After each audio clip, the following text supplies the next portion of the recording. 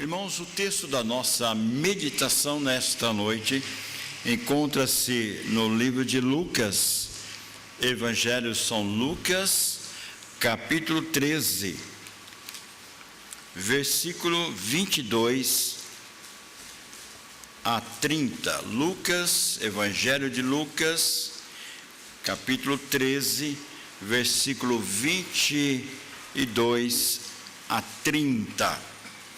Nesses versículos nós temos como tema Cristo, a solução do homem perdido. Cristo, a solução do homem perdido. Diz assim a palavra de Deus: passava Jesus por cidades e aldeias, ensinando e caminhando para Jerusalém. E alguém lhe perguntou: Senhor, são poucos os que são salvos? Respondeu-lhes: esforçai-vos por entrar pela porta estreita, pois eu vos digo que muitos procurarão entrar e não poderão. Quando o dono da casa se tiver levantado e fechado a porta, e vos do lado de fora começardes a bater, dizendo: Senhor, abre-nos a porta, ele vos responderá: não sei de onde sois. Então direis: comíamos e bebíamos na tua presença, e ensinavam em nossas ruas. Mas ele vos dirá: não sei de onde vós sois, apartai-vos de mim, vós todos os que praticais a iniquidade. Ali haverá choro e ranger de dentes, quando virdes no reino de Deus Abraão, Isaque, Jacó e todos os profetas, mas vós lançados fora. Muitos virão do Oriente e do Ocidente, do Norte e do Sul, e tomarão os lugares da mesa de Deus. Contudo, há muitos que virão a ser primeiros, e os primeiros serão últimos.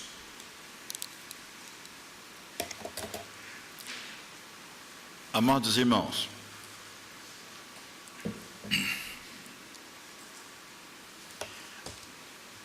quando nós olhamos para esse texto escrito pelo servo de Deus, médico Lucas, ele vai falar de uma realidade que ele não somente ouviu falar da boca do Senhor Jesus, como também nos escritos do Velho Testamento.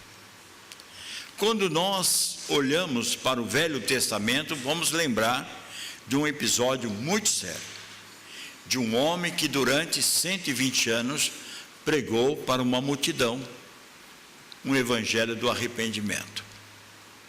Mas esta multidão ouviu várias vezes Noé pregando, Noé falando, Noé ensinando e chamando o povo para um quebrantamento. Mas esse povo não ouvia, não acreditava e zombava de Noé. Essa é uma realidade também dos nossos dias. Uma realidade que as pessoas elas estão dizendo por aí que todo mundo é cristão.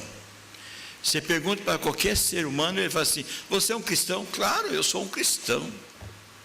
Mas faz tais coisas, pratica tais iniquidades, profana o nome de Deus, zomba da igreja. Mas se perguntar para ele: você é um cristão? Eu sou um cristão. E aí, muitas vezes nós podemos dizer que o inferno está cheio de cristão, mas não convertido. Quando Lucas escreve esse texto, nós vamos lembrar também de uma palavra do Senhor Jesus no Sermão do Monte. Quando nós vemos lá em Mateus 7, lá bem no contexto, já quase terminando o Sermão do Monte, ele escreve de uma forma muito bem resumida a mensagem da porta estreita e da porta larga, ou do caminho estreito ou do caminho espaçoso.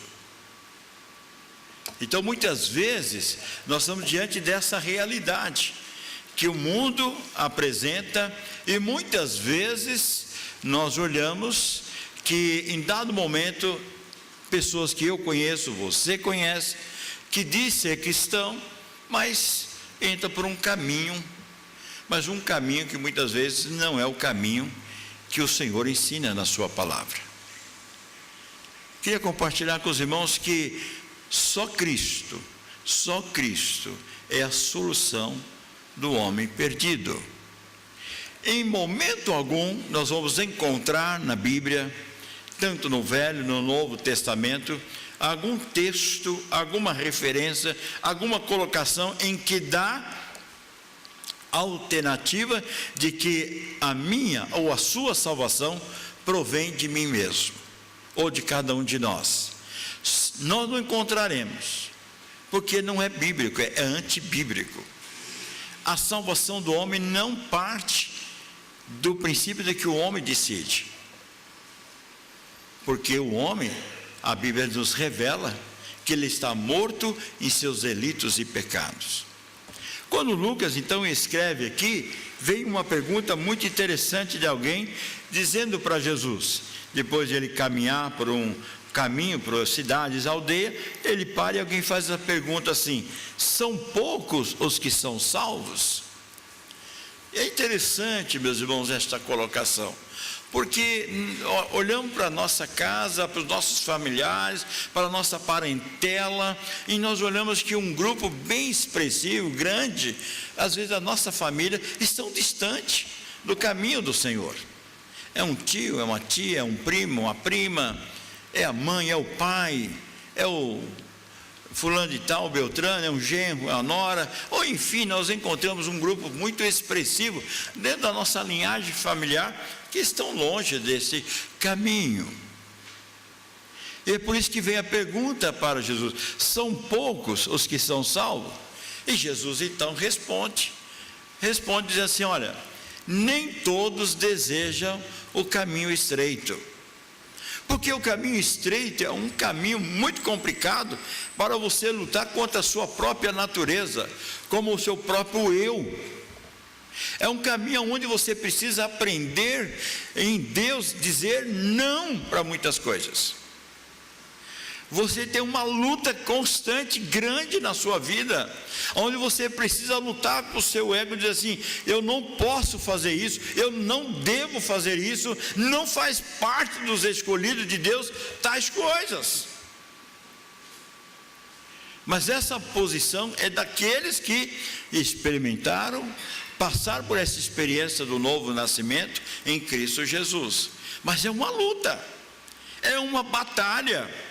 Como as pessoas dizem por aí, todo dia é preciso matar um leão, porque ele levanta para, de uma forma ou de outra, querer que eu e você vacilemos na caminhada da vida cristã. A porta estreita não é uma porta realmente fácil para percorrer, porque você vai lutar consigo mesmo. Você vai lutar com os seus egos, com as suas emoções, com os seus pensamentos. Depois, a outra coisa muito mais séria, que você tem que lutar também com as pessoas que estão ao seu redor. E aí você fica pensando: se eu disser isso para o meu amigo, se eu disser isso para o meu chefe, se eu disser isso para fulano e beltrano, eu vou perder a amizade. E eu não posso dizer. Se eu falar, eu vou perder a amizade. E às vezes nós não queremos perder a amizade do mundo. Quando Tiago escreve, o próprio apóstolo João também, quando nós amamos o mundo, nós nos tornamos inimigos de Deus. Portanto, a igreja de Cristo é uma igreja que não é de multidões e multidões, de números incalculáveis, não. Numa população imensa, você possa imaginar, porque a palavra de Deus que diz que não são todos que serão salvos.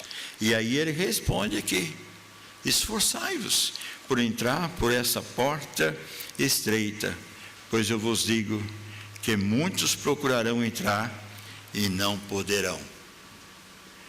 Meus irmãos, a porta estreita nos leva a um passo muito importante de renúncia.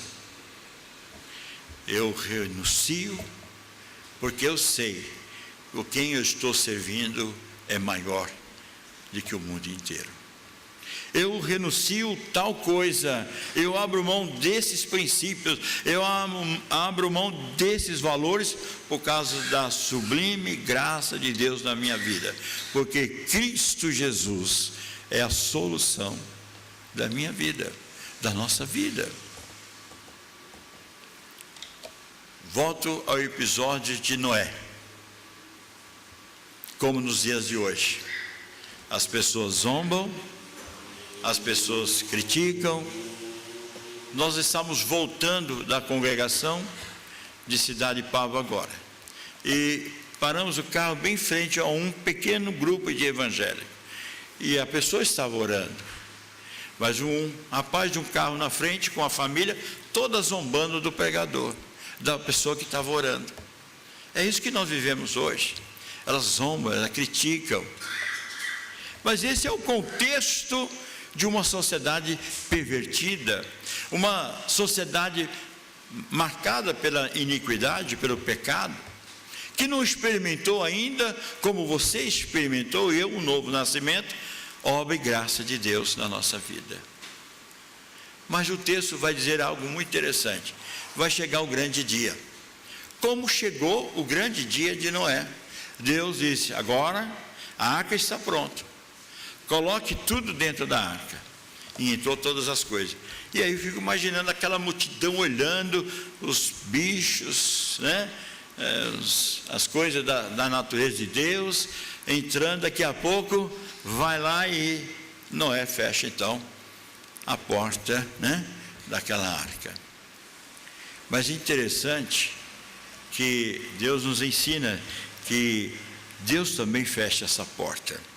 Como diz o texto aqui: quando o dono da casa se tiver levantado e fechado a porta, e vós do lado de fora começardes a bater, dizendo: Senhor, abre-nos a porta, e ele vos responderá: não sei de onde sois. Com certeza, irmãos, com certeza, como você conhece a sua natureza e eu conheço a minha, e eu estivesse dentro daquela arca, e você também, e de repente você escutar alguém bater na porta: abre a porta, eu ia abrir essa porta. Eu vou entender que está arrependido aquela pessoa. Abre a porta, vamos abrir, vamos dar chance para esse pessoal entrar ainda. O barco está flutuando, não vai afundar, dá tempo. Mas acontece, meus irmãos, que Deus fecha por fora. E por mais que quisesse abrir essa porta, Noé não conseguiria abrir, porque Deus fecha. Assim será no grande dia, aquele grande e glorioso dia do Senhor. No buscar a sua igreja, o Deus se levantará e tudo se fechará. E aí aqueles que estão de fora vão ver o clamor, a situação, a tragédia de uma nação, de um país, de um mundo sem a igreja de Deus na terra. Aí vão bater e vão suplicar e vão gritar, e o Senhor diz: eu não conheço, eu não conheço. Irmãos, por isso que a igreja não é de multidões, a igreja são de poucos. Pregamos anos após anos, são poucos que Deus tem trazido para a sua igreja, mas são poucos que são valiosos, extraordinários e bênção para a obra do Senhor.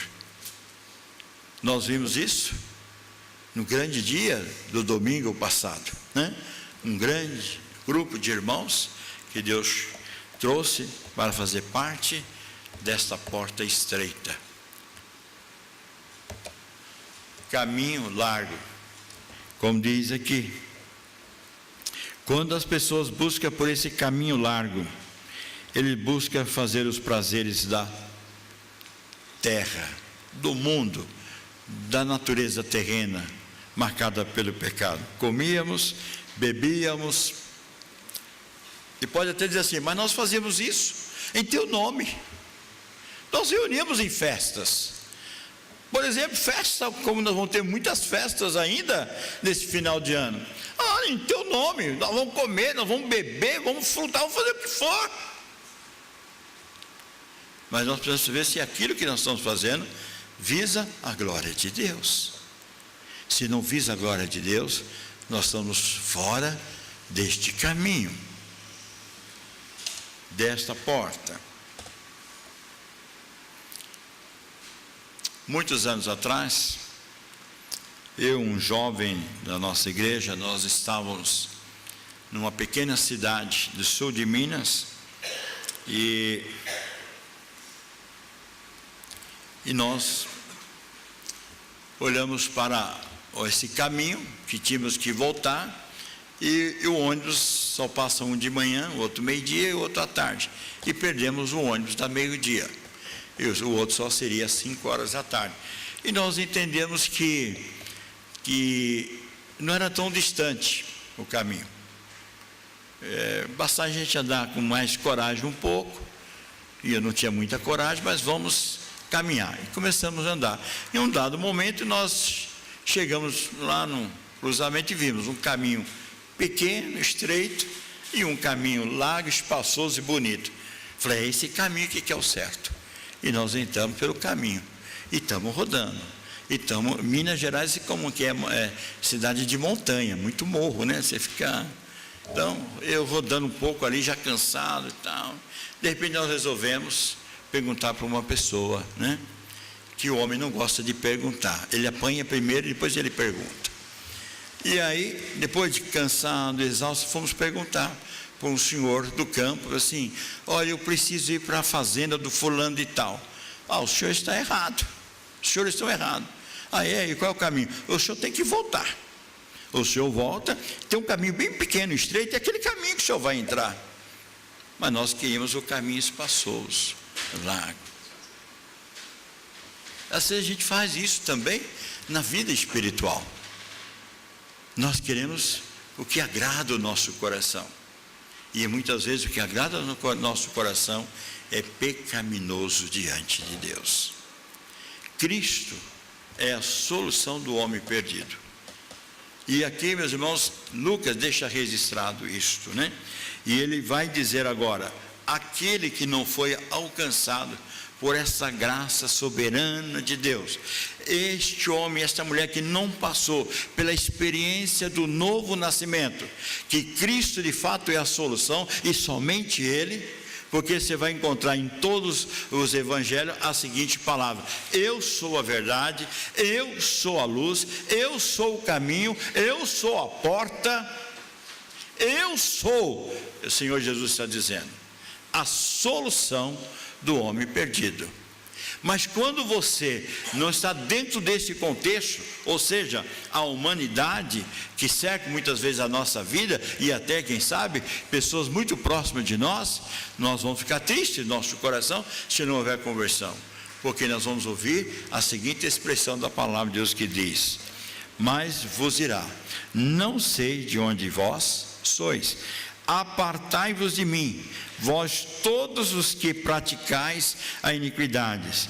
Ali haverá choro e ranger de dentes, quando virdes no reino de Deus Abraão, Isaque, Jacó e todos os profetas, mas vós lançados fora.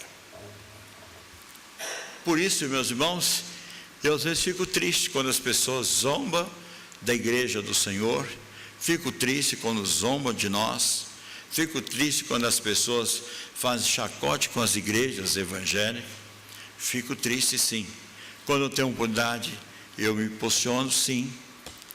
Mas o meu coração me conforta também. Se não for alcançado pela graça de Deus, a sentença está dada para eles.